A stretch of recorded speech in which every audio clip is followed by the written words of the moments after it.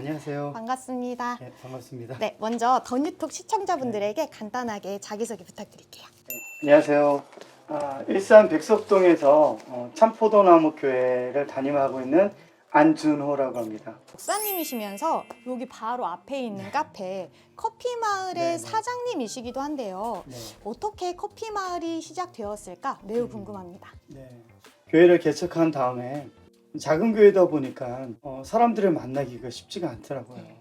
사람들을 좀 만나고 싶었어요. 이곳에서 어떻게 목회를 시작할까 생각하다가 어린이 북카페를 하게 됐고, 어린이 북카페에서 1시간 학교라는 말하자면 뭐 방과후 학교 같은 마을 학교를 시작을 했고요. 네. 그 마을 학교를 시작하다 보니까 매일 아이들과 밥을 먹어야 되잖아요. 네. 근데 그게 한 달에 100만 원 정도가 들어가는데 작은 카페를 하면 한 달에 100만 원은 벌겠다 생각해서 커피 마을을 시작하게 되었고요. 커피 마을이라는 단어를 영어로 하면 커피 하우스 포 빌리지거든요. 네. 마을을 위한 커피 집이 되자.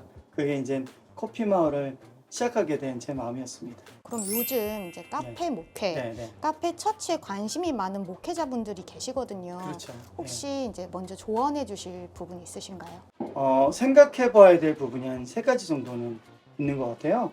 저는 무엇보다도 커피를 좋아해야 된다고 봐요. 자기가 정말 맛있는 커피를 타기 위해서 끊임없는 노력을 해야 되거든요.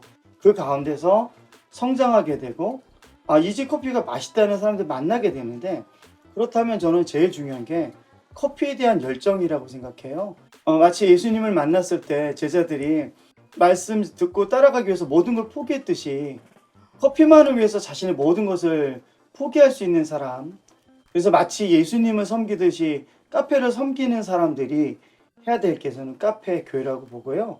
두 번째는 카페 교회도 교회거든요. 네. 카페 교회를 통해서 우리는 어떻게 예배를 드리고, 카페 교회를 통해서 우리는 어떻게 기도를 하고, 카페 교회를 통해서 어떻게 선교를 할 것인가를 생각으로 넘어가야 되는데, 자신의 신학과 또 예전과 또 공동체를 꾸려가는 데는 많지 않아서 네. 좀 안타까운 마음이 많이 있습니다. 그리고 맨 마지막에 3번째는 무엇보다도 살아남기 위해서는 장사를 잘해야 됩니다. 이 사업을 잘 꾸려나가기 위해서 끊임없이 노력해야 된다고 봅니다. 네. 그러면 현재 운영 중이신 또 커피 트럭이 있다고 예, 들었습니다. 이름이 되게 귀엽네요. 달려라 커피. 네네. 달려라 커피가 지금 전국을 누비고 있다고 하는데 네네. 달려라 커피를 기획하시게 된 계기 또 들어볼 수 있을까요? 네. 달려라 커피는 2014년도 4월 16일 날 어떤 일이 있었는지는 우리 모두 다 알 겁니다. 너무 마음이 아팠고요. 진도 팽목항으로 내려가서 떠나가는 아이들을 위해서 커피를 이렇게 바다에 이렇게 분양을 하고 그런 일들을 했는데요. 저희 카페 손님한테 전화를 받게 됐는데 거기 있는 세월호 생존자 아이들이 멘토링을 좀 받고자 하는데 네. 그때 커피 바리스타 멘토링을 해줄 수 있겠냐.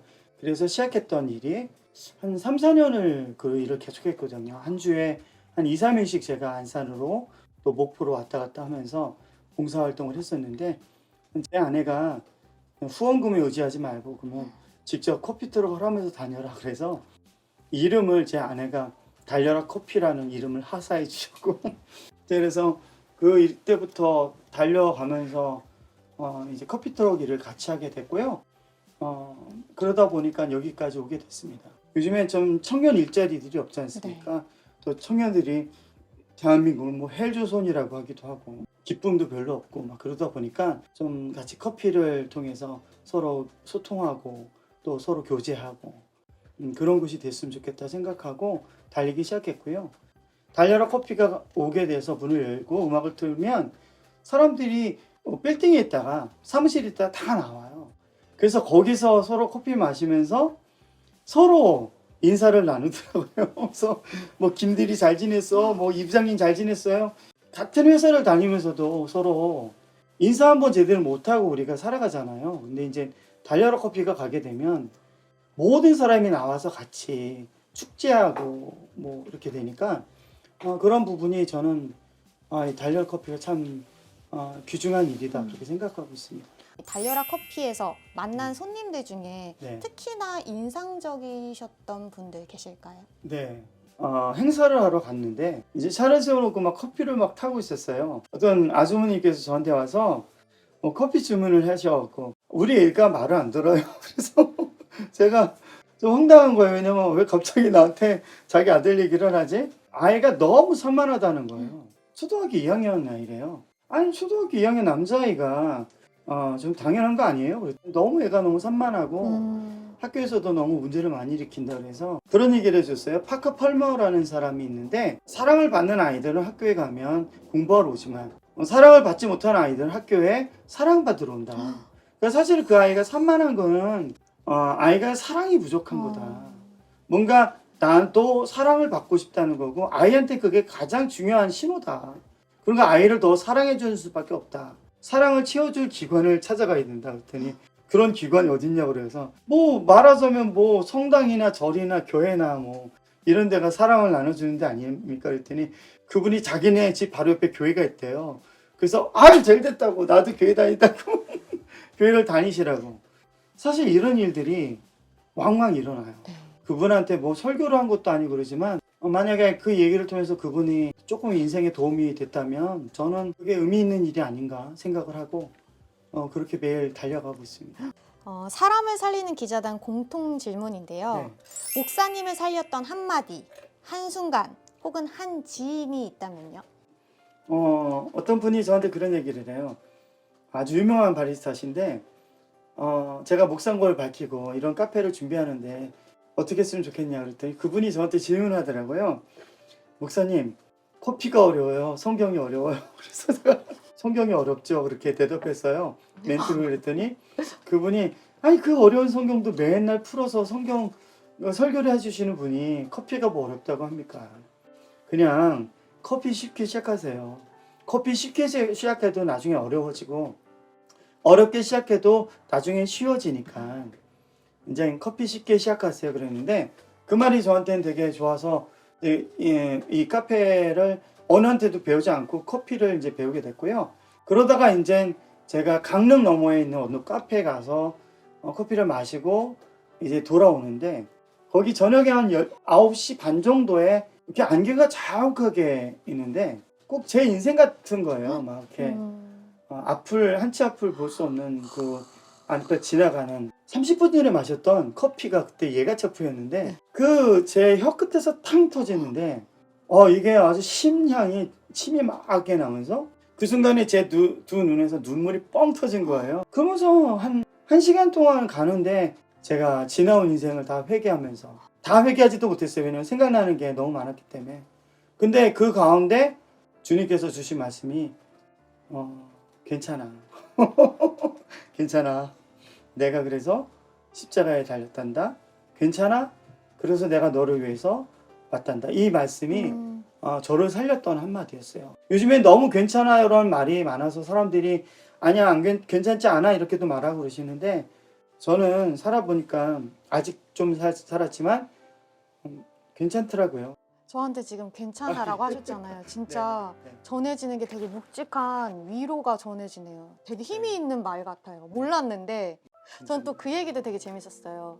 또 목사님 기사 통해서 하나를 봤는데 너 하고 싶은 대로 해. 이 얘기 너무 재밌었거든요. 그쵸. 이것도 시청자분들에게 예. 얘기해 주세요.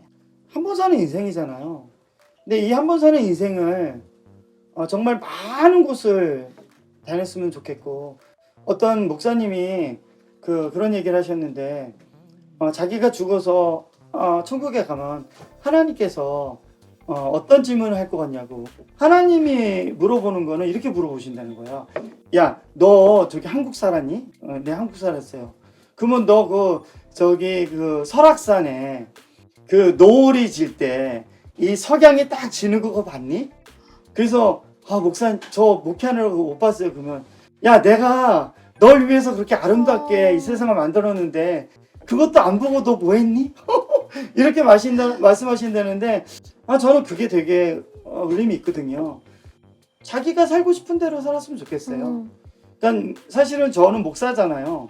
근데 아시다시피 제가 목사면서도 목수를 하고 커피트럭 하면 꽤 유명한 사람 중에 한 명이거든요.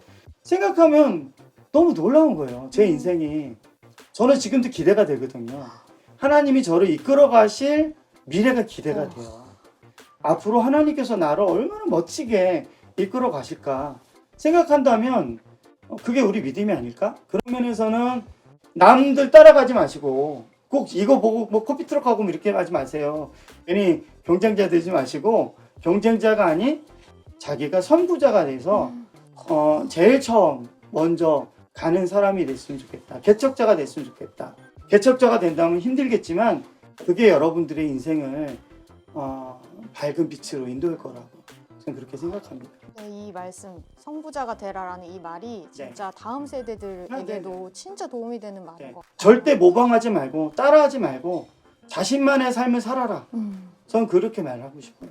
네, 지금 앞에 저희 커피 마을에서 네. 커피가 로스팅이 되고 있나 봐요. 그쵸. 진한 커피 향기가 지금 느껴지거든요. 그쵸. 코를 계속 자극하면서 되게 기분까지 좋아지는데 이 진한 커피 향만큼이나 진짜 목사님의 커피에 대한 애정도 느껴지고 또 목사님의 이제 삶에 대한 연륜까지 느껴지니까 계속 듣는 것 자체가 지금 다 공부인 것 같아요. 너무 네. 너무 도움이 많이 되네요. 여기 커피 마을 홈페이지 가봤는데 이런 문구가 있는 거예요. 아직 많은 손님들이 찾아오진 않지만. 네네. 근데 그게 너무 솔직하면서도 계속 응원하게 되더라고요. 그래서 일산 동구에 위치한 커피 마을 많이 방문해 주셨으면 좋겠고 네네. 더불어 우리 안준호 목사님 지치지 않도록 함께 기도해 주셨으면 좋겠고 달려라 커피도 더욱더 전국 방방 곳곳을 다니시면서 네. 커피 판매하시면서 네. 복음 전하시면서 귀한 시간 계속 만들어 주셨으면 좋겠습니다. 감사합니다. 멘트에도 추가해 주시면 안 될까요? 어떻게 제가 이제 세계 곳곳으로 바꾸겠습니다. 달려라 커피가 한국을 넘어서 네. 세계 곳곳에 방방 곳곳에 다 초대받고 멀리 가셨으면 좋겠습니다. 감사합니다. 감사합니다.